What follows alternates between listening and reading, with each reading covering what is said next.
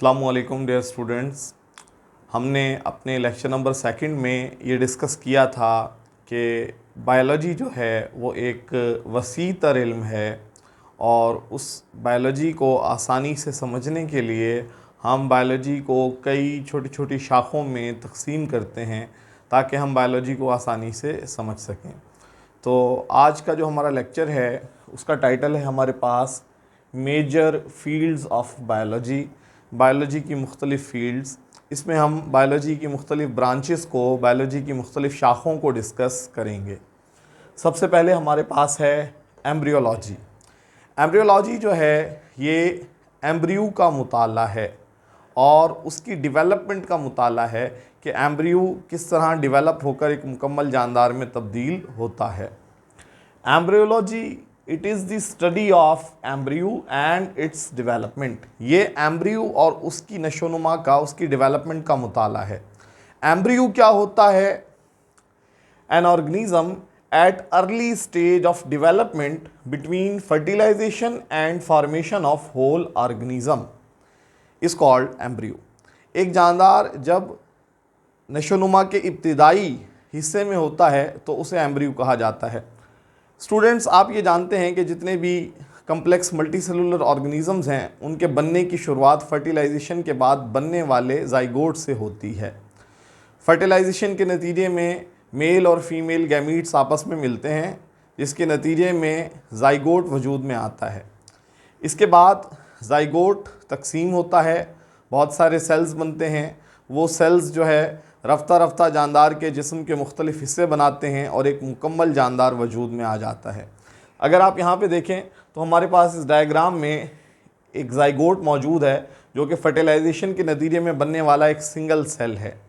ये एक cell divide होकर दो सेल बनाता है। ये दो सेल्स तकसीम होकर बहुत सारे सेल्स बना लेते हैं और फिर ये सेल्स जो है जब इनकी तादाद बहुत ज़्यादा हो जाती है तो ये आपस में अरेंज होकर ऑर्गेनिज़म का फेस बना लेते हैं, उसका चेहरा।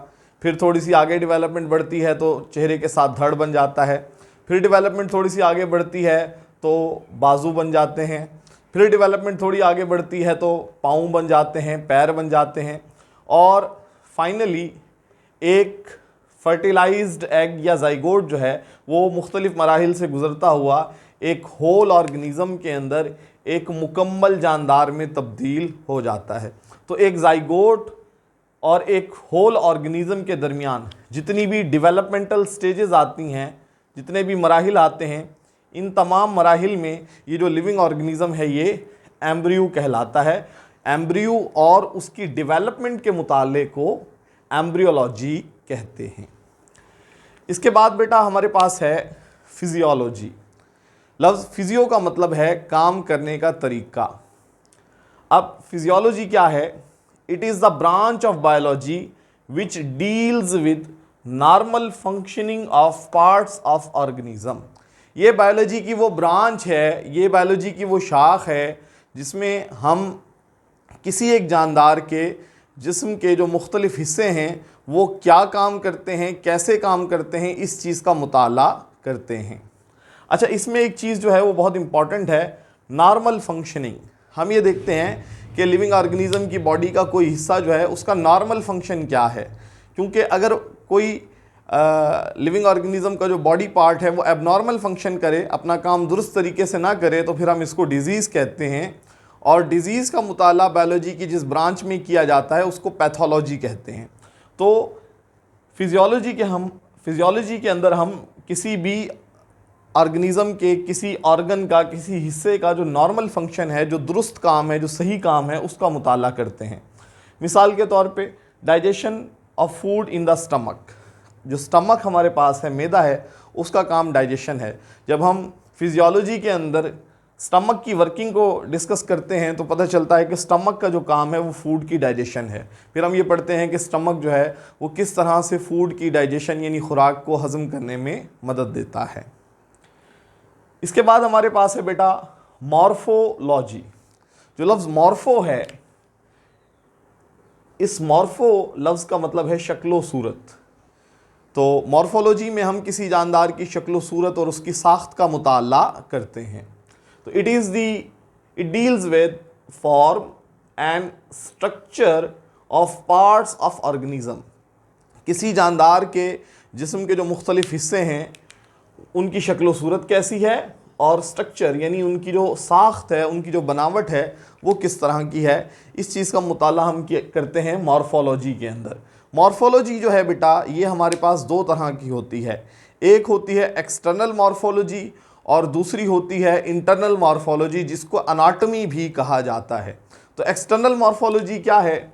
It include external morphology it include aspects of external appearance. External कहते हैं बैरूनी को, अपीयरेंस कहते हैं शक्ल सूरत को, ज़ाहिरी हालत को।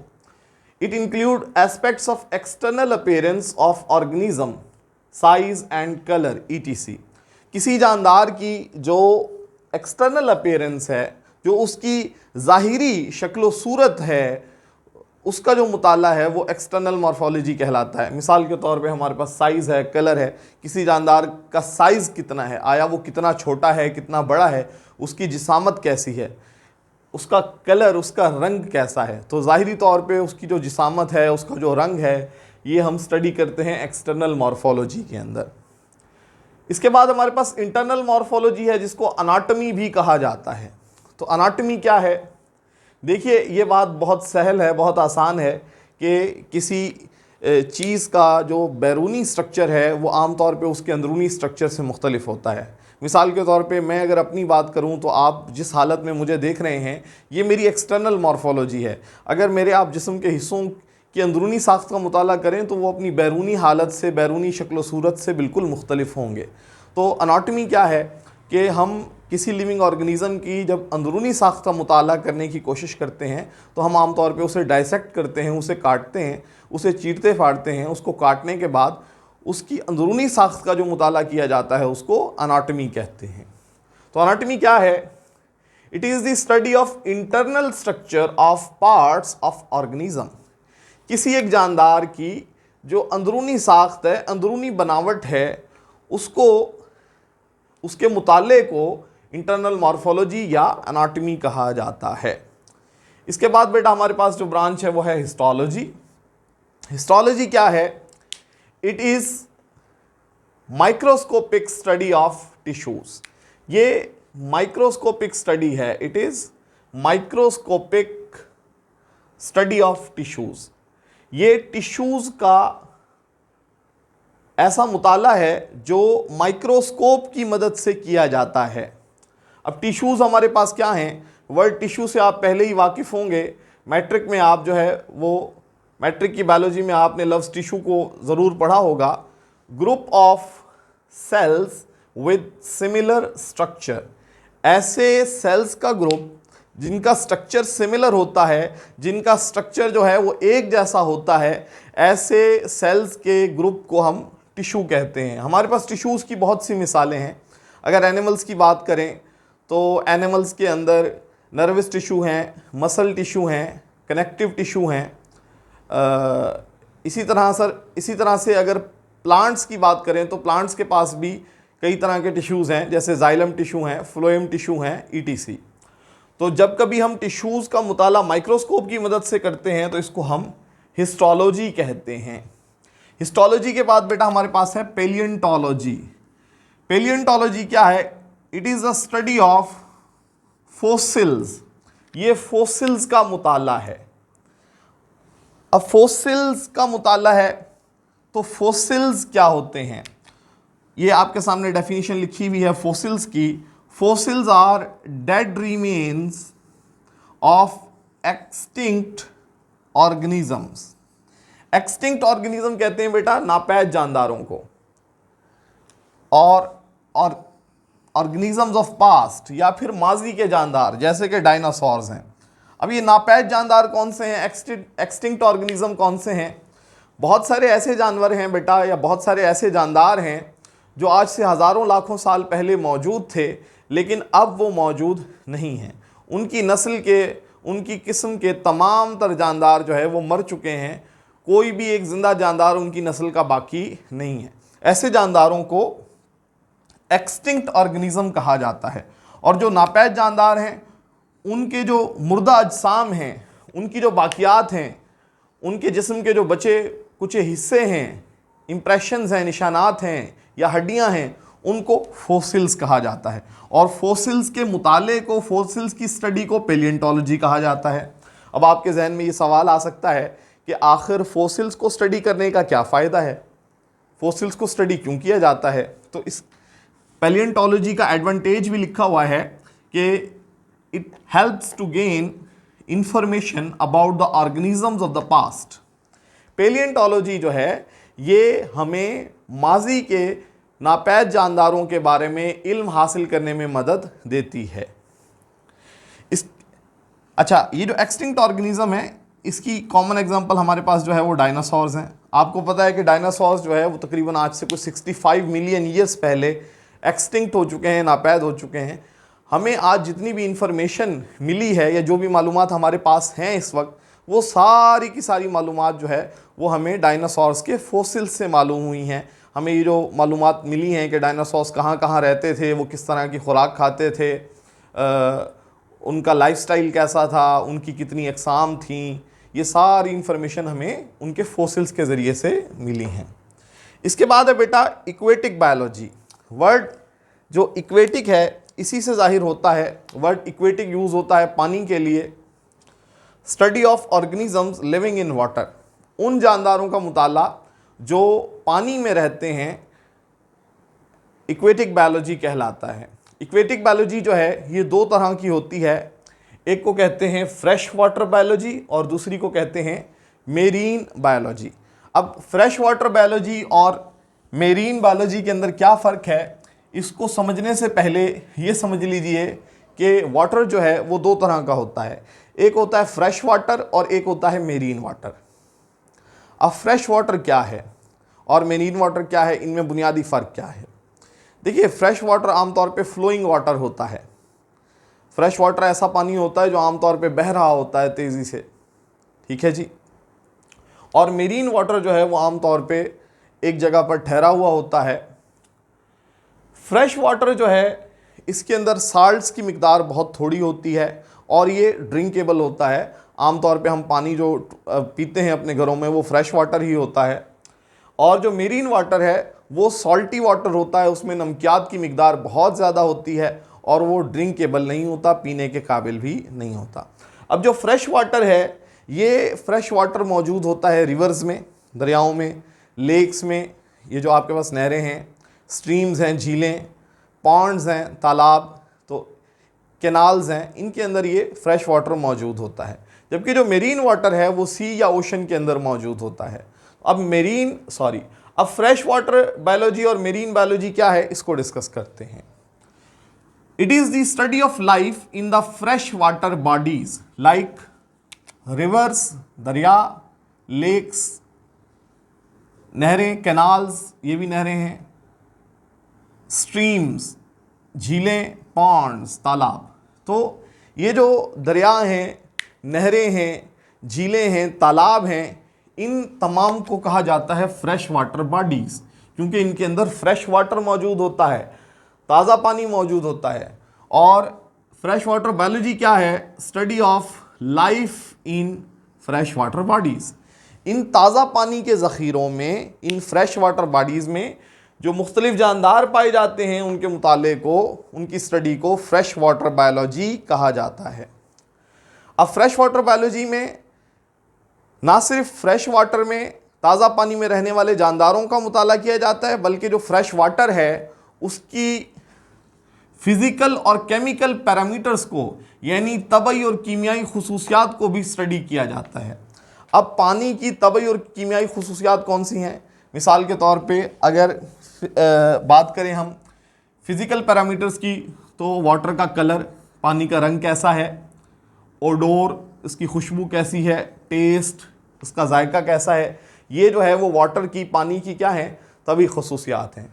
इसके अलावा अगर हम केमिकल प्रॉपर्टीज़ की बात करें तो पानी की पीएच, पानी की एसिडिटी, पानी की अल्कलाइनिटी, ठीक है जी, पानी के अंदर डिज़ॉल्व ऑक्सीजन कितनी है, हलशुदा ऑक्सीजन कितनी है, BOD, बायोलॉजिकल ऑक्सीजन डिमांड, पानी में रहने वाले जो जानदार हैं उनको सर्वाइव करने के लिए कितनी ऑक्सीजन दरकार है, इस ऑक्सीजन की मिकदार को बायोलॉजिकल ऑक्सीजन डिमांड यानी BOD कहते हैं।